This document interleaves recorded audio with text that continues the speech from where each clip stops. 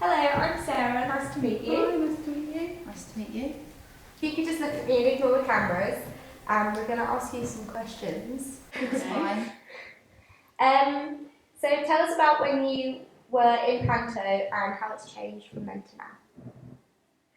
Well, you were in it before me, weren't you? Yeah, I was in it when I was 7, so 1974. Mm-hmm. I don't think it's changed much, really. Well, it's got a bit more politically correct, hasn't it?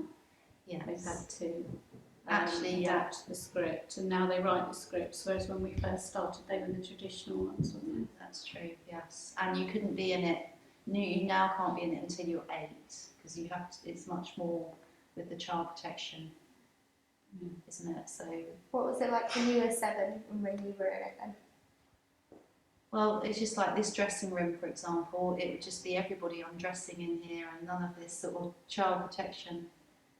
Boys and girls could change in the same room, and adults might be, but obviously now it's all screened sectioned off. off and everything. But the actual pantomime, It's basically, bigger cast, more much bigger adults. cast. I think because there's more going on now, there's lots more theatre groups for children, whereas for us it was from September to December.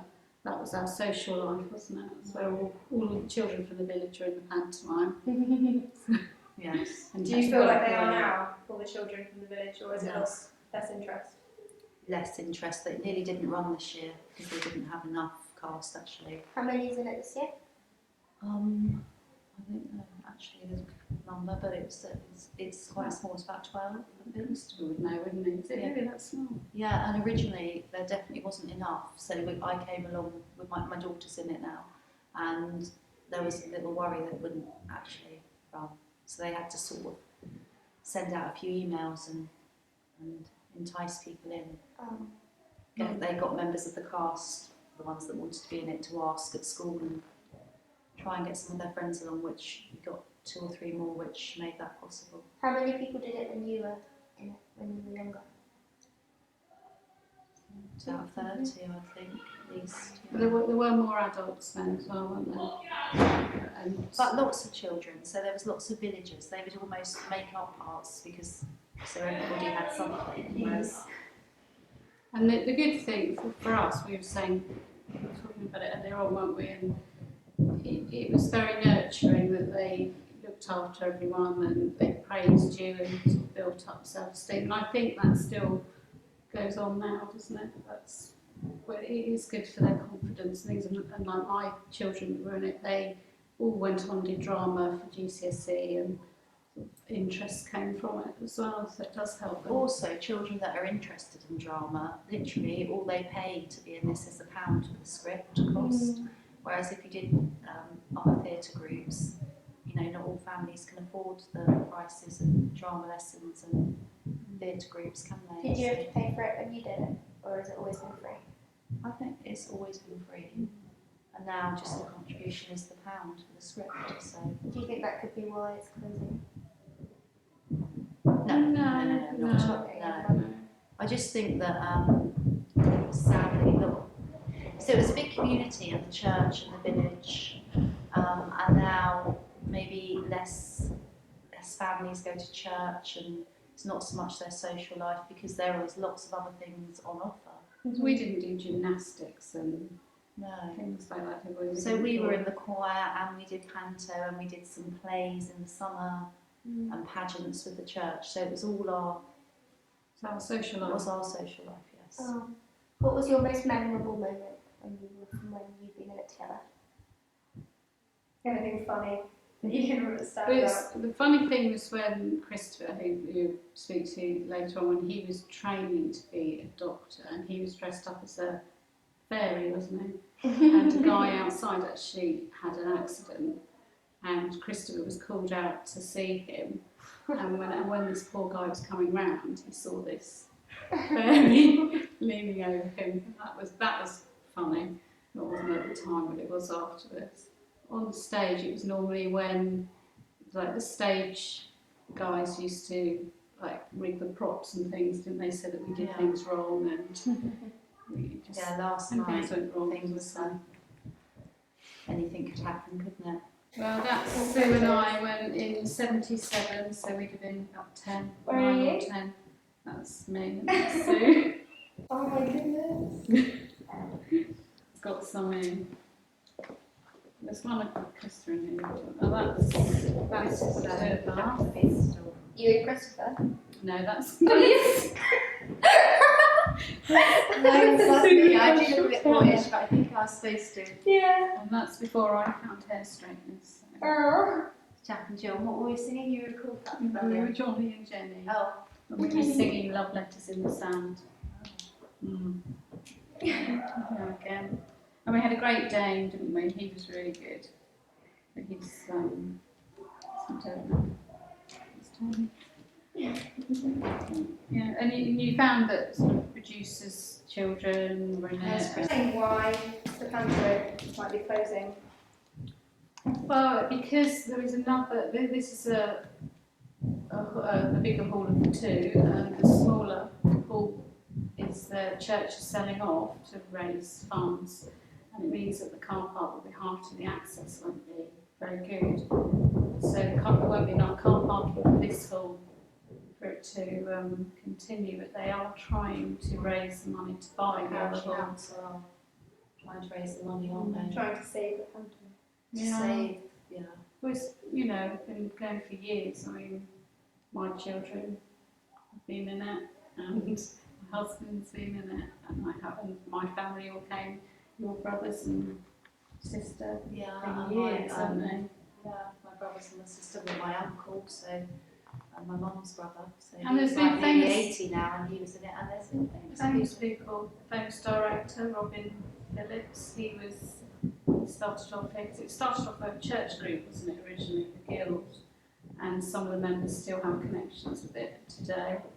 patrons, aren't they? What kind of effect do you think it will have on the community, if any? Well, everyone, you know, a lot of local people will walk to us on Boxing Day, will walk to the Pantomime and see people that they know.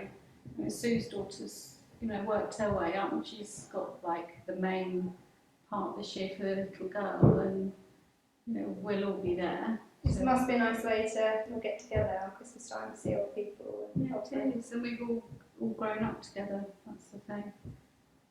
The connections. But the Dimblebees, they were in it, weren't they? Years ago.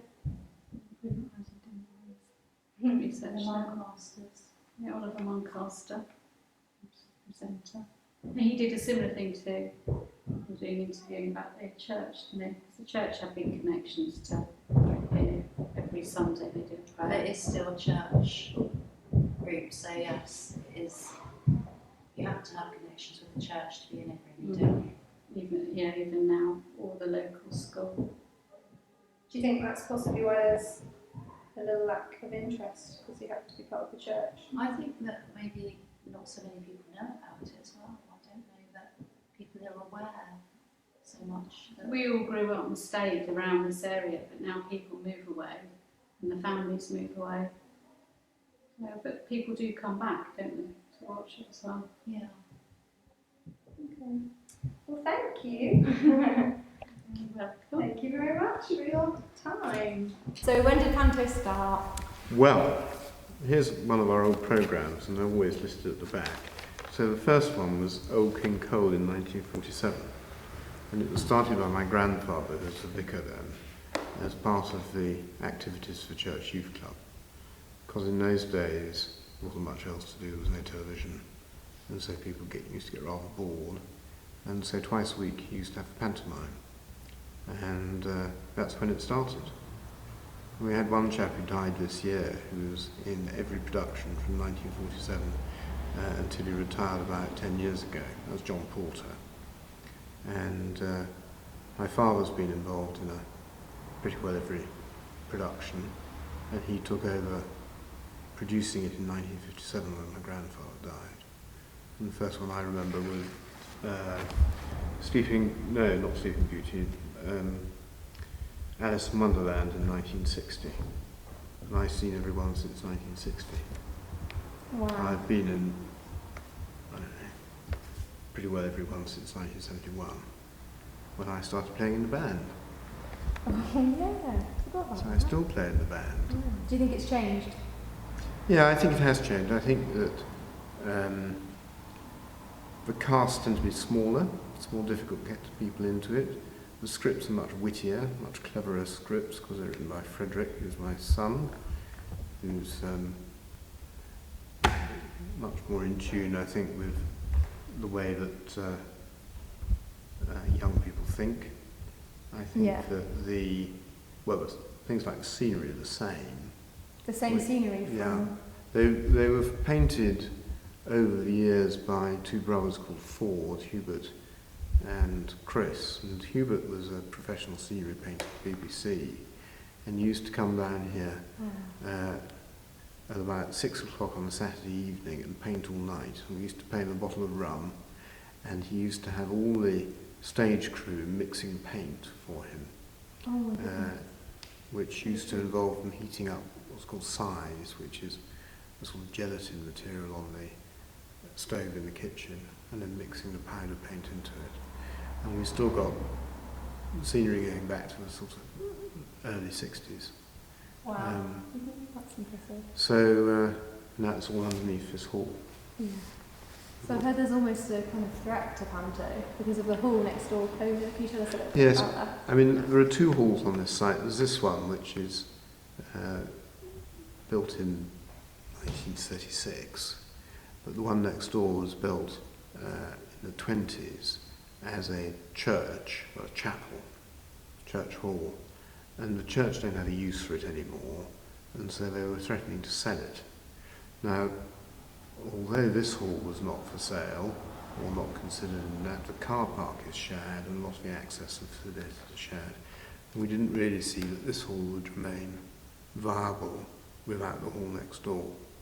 So there's been a big campaign to raise money and awareness, and we think we get to come to some sort of compromise with the church, at least we hope we do, so we can keep St Michael's and indeed develop it as a community asset, and that will mean that this hall is preserved.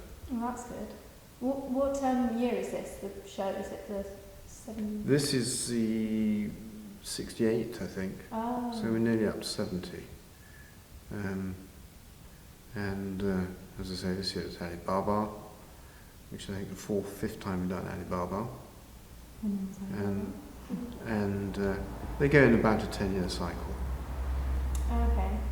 And do you think you'll make it to the 70? Are you confident that it will? I hope so. I think it depends really on getting the cast and persuading children and their parents that they want to spend 2 nights a week doing pantomime from September till December. And then, the big problem we've got this year is getting enough audience in. We've cut the number of performances from 4 to 3, and even one of those performances on Boxing Day isn't full. So if people won't come and watch us, then why do we do it? So, and that's, I suspect that people have got competing priorities on Boxing Day, like what's on the telly, watching The Sound of Music again rather than coming to a live show, and watching kids enjoying themselves and learning a lot about public speaking, acting. And getting confidence, I definitely got a lot of confidence. Absolutely, huge amount of confidence. Yeah. And you can see, for example, at Bow Hunt, all the school plays are very much dominated by the children who've been in the Lynchmere Pantomime. How do you get your cast? How do you kind of find them? Local schools used to be children and people who used to come to St Peter's Church, but it's changed a lot because the role of the church in the community is much less than it used to be.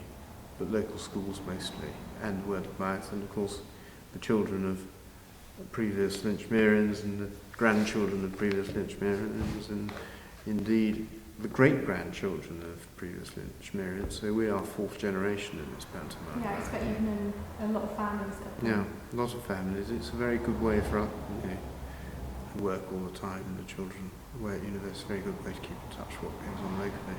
Do you think that'll be affected if it does close? How do Yeah, I you think the do. community will be? I think it would. I think it would impoverish the community if it stopped happening. It's very much something that the village is known for, and We had probably our most famous actor that came out of here is a man called Robin Phillips, who was in it in the 50s. Wow.